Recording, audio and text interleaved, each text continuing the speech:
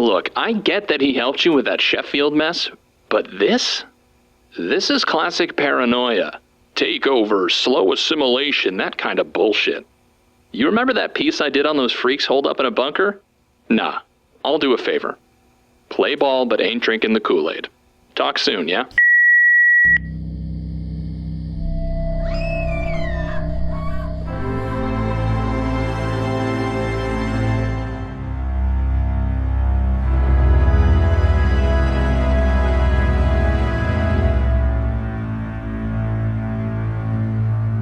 Celebrity Tumor presents Delivery.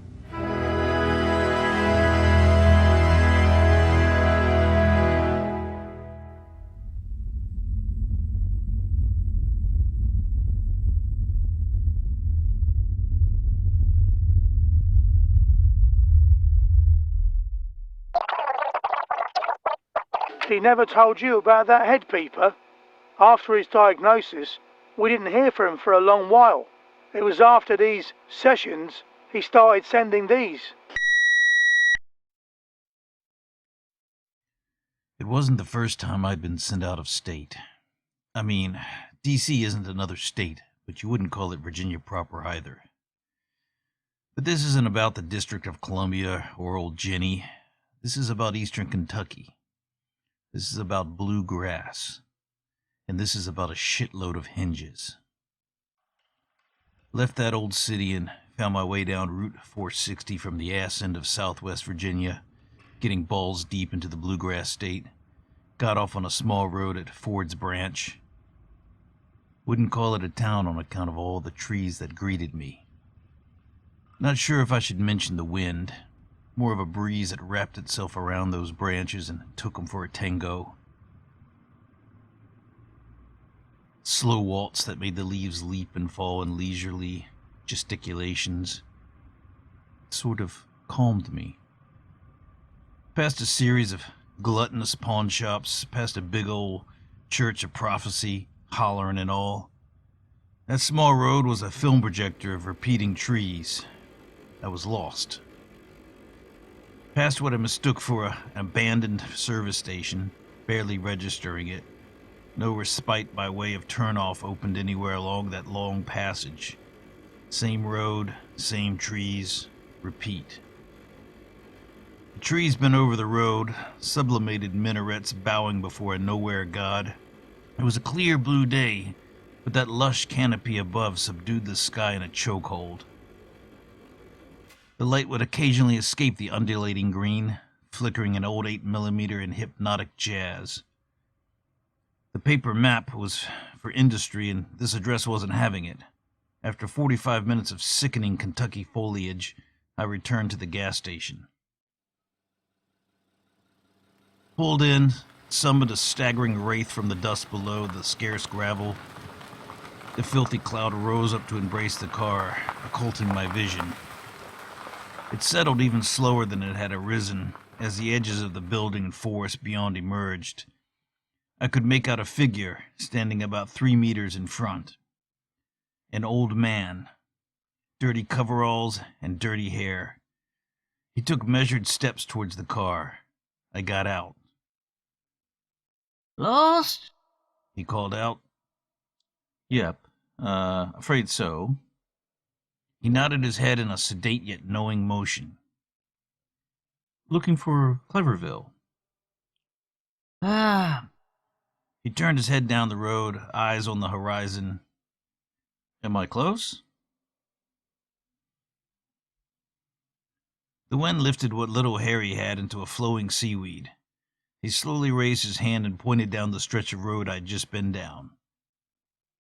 Nah, nothing down there, old-timer. I've looked. Yeah, you looked. She didn't see. My stomach interrupted, and I inquired into what sundries he might have hidden in that decrepit store. I noticed a single line of fluid making its way from inside his shirt sleeve down his forearm. A brown fluid. The store was a culinary time machine. A sad and naked fluorescent hummed above 3 aisles, illuminating a claustrophobic shopping experience. The shelves were almost entirely bare, save for the random meat products. Ziplocs announcing pokeberry pork jerky, canned hog maw, and a mason jar of severed trout heads labeled chum, with a Sharpie marker in a moronic font, lay strewn among the emptiness. Along the far wall was a refrigeration unit. Inside, packages of copperhead panhas remained untouched. There was also what appeared to be a reticulum tripe floating lonely in Tupperware. Old malt liquor adverts littered the 50s-era particle board Finsa panels. They'd been placed along the wall the way a child paints with his teeth. Click's malt liquor, Schlitz, and Guts country club posters held up by yellowed tape, imprisoned bouffanted women announcing the joys of bygone opulence. I picked up an expired pack of peanuts and approached the register. Gramps rang me up. "Out there where the ditches end." My head jerked back from his hospice breath. "Pardon?" You see the forest thicken like it's protecting something. He spoke with that specific hollowness found in mouths who've lost too many bicuspids to wanton neglect. "How's that?" Won't look like your road, but it is. Won't look like dogs or tires touch it since Tuesday, but it's the one. You got a blade in that rice burner? "No, sir." I felt it best not to give him full inventory of the boot. You need one.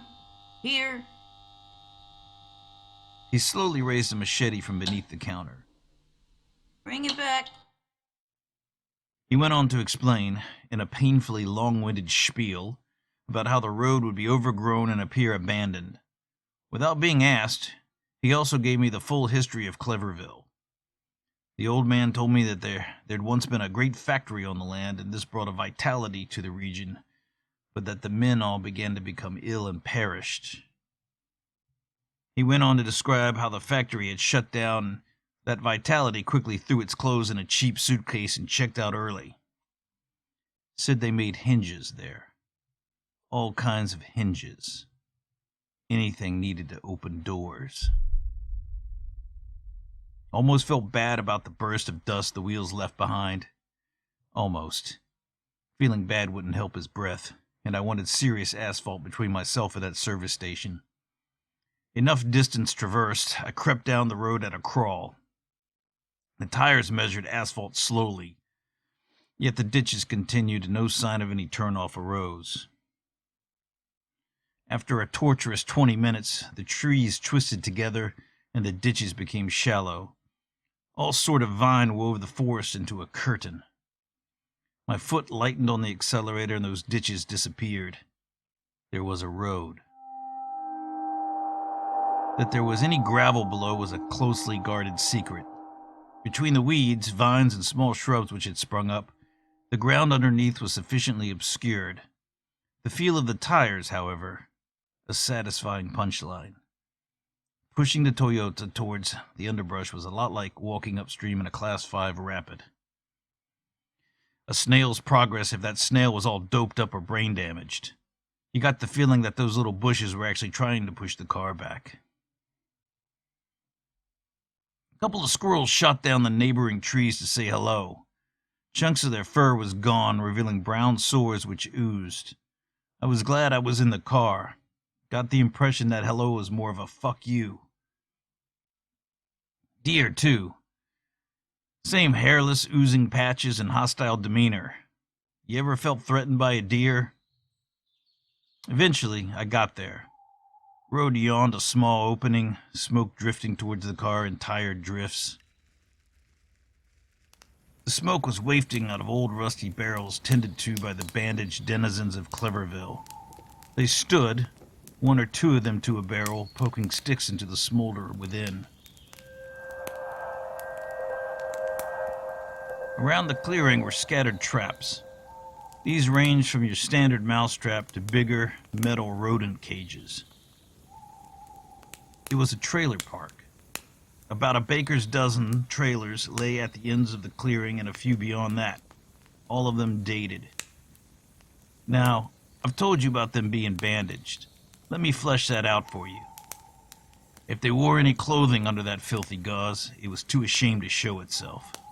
Cheap medical tape caked with something black and best forgotten pulled the bandages to the exposed skin. The bandages were stained a brown and lamentable maroon.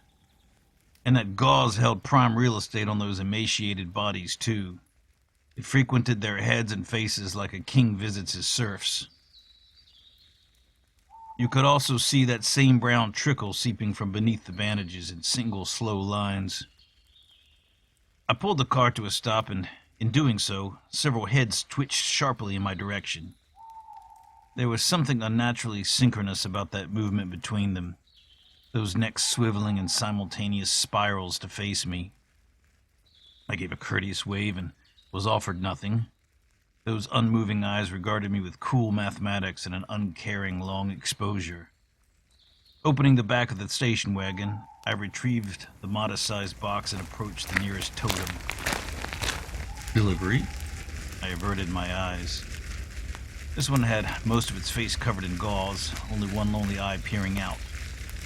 Who is it for? Those bandages hissed. Eyes still on the package, I read the name aloud. Dr. Brukhnenko. I struggled with the pronunciation. Dr. Sergei Brukhnenko.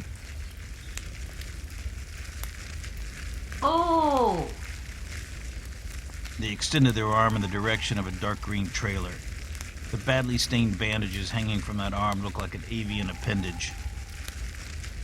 You couldn't avoid the hawking sounds. The residents of Cleverville had a habit of coughing up what appeared to be pellets all over the clearing. Every now and then, a small critter would dash across the corner of my eyes. Those heads would hungrily swivel in unison following it. Got the impression dinner time around here was Texas Hold'em. The eyes that could be glimpsed through gaps in the wrapping seemed to have inadequate eyelids. And God had started on them only to forget his intentions during a midday nap. Their teeth were a different matter altogether. It wasn't a long walk to the trailer. A modest-sized mobile home. The front door was dented. I rapped 3 times. A deep and muffled movement mounted within. Agitated chicken feathers ruffled furiously. The sound of a locking mechanism unbolted and the door opened half an inch. Tightly bandaged fingers wrapped around the door as it pushed open. There was a sucking sound as the local air shoved past me. Decompression. who are you? Cooed a shapeless voice. Delivery? Dr. Brukhnenko? The form retreated back into the dark of the double-wide, leaving me propping the door with the package. Yes, me. I'm Brunko. Inside, a cozy chaos filled the floor and kitchen. Beneath my feet were the intestines of a down comforter. Feathers lay scattered in loose sheets of yellow paper made for a carpet that could care less. My nose was under a soft assault by the lingering smell of Spanish ham on a sweltering Tuesday. The kitchen, from what I could make out through all the floating feathers, had been converted into a laboratory. Perhaps this was some kind of advanced culinary excursion, but the sink and counters were littered with beakers and test tubes. Suspicious liquids crawled slowly from a contraption in the sink I could only begin to describe with any accuracy. But that wasn't the weirdest thing. Some of those tubes careened down from the counters and out of the kitchen. There was an accordion partition separating the kitchen from the next room. Momentarily, I caught a glimpse of a bandaged figure laying on a bed, with all manner of tubing, wires, and machinery surrounding him. Brukhnenko slammed the partition closed and stepped back. I held out the package toward him. He tilted his head, naturally at first, and then very unnaturally. His neck bent slowly, faint popping sounds from within like a kid with bubble wrap under a duvet. When it reached an even 45-degree angle, he stopped and scrutinized the package with that tiny lidded eye. Oh, thank you. He took the package away from me too carefully, like it was a Bible or a bomb. You didn't lose your way? No, sir. Good. You require restitution. Your signature will suffice. Among the disarray lining the floor were several large books. The titles traversed a series of topics: sacred mutation, metastasizing divinity, nocturnal panspermia, and the Buckland Gourmet.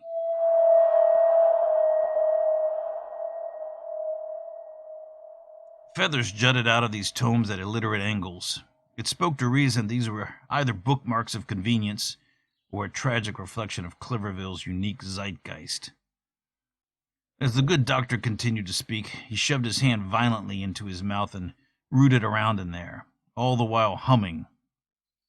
He seemed to latch onto something and, with a long and loud suction sound, extracted a bloody molar from the depths of his jaw. He held the detached tooth in front of those near lidless eyes for a forgotten moment and then stuffed it into his back pocket. You could stay. Set down roots. I really should be getting back. Opportunity. Chance to grow. I recall feeling compelled to leave at this point, but the good doctor wanted to talk. Of course.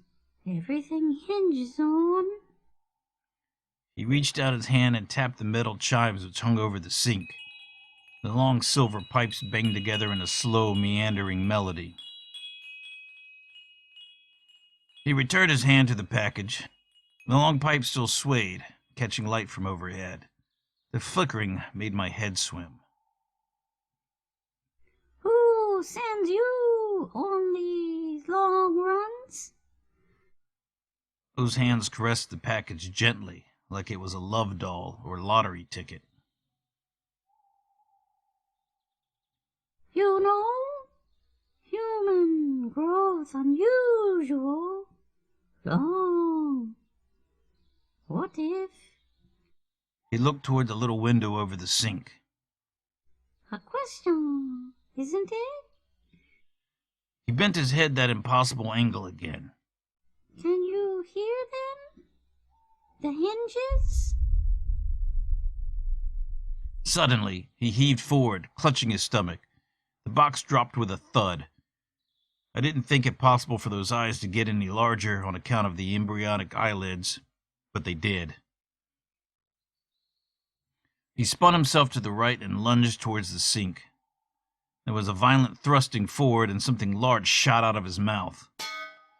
There was a pinging sound as it hit the sink. He didn't move, only he did. His hands began that same massaging motion he'd practiced on the box, only now they were firmly on his belly. He slowly turned back around and erected his torso somewhat to face me. Dinner time.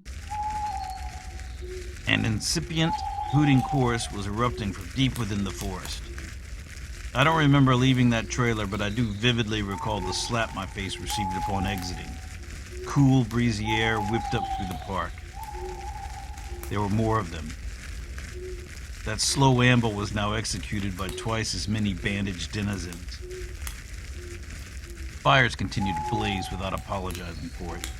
Lone figures still poked sticks into those small furnaces. But now they were all intently staring at me. And I don't mean the way a mother gazes at her young. I'm talking about the look of the lioness upon the hobbled gazelle.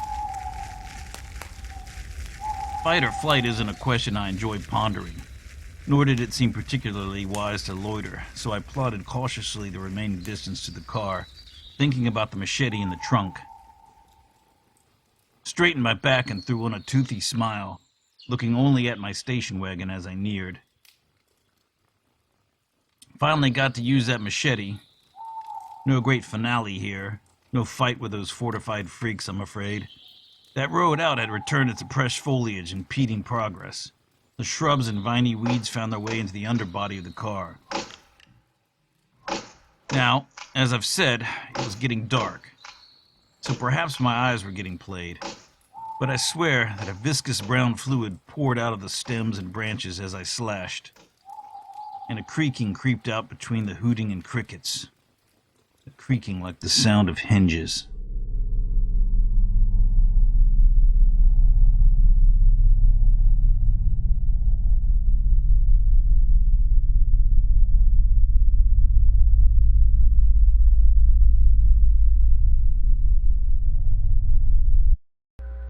This is Terminal Velocity. One-way ticket, lover. We feel your fatigue. How much more will you lose? Doubt it. Reminds me of that piece I did on that mass outbreak of Capgras syndrome. You remember that little town in Northern California? Capgras isn't something new. We've known about it since the 20s, but that was the first time it had manifested en masse. Gotta be a stress reaction. His condition? That's a lot to carry around. Seeing the exit signs around every turn? Worth looking into anyway. I agree with you there. Old Jimbo has a knack for a good story. I'll get back to you with what I can find out.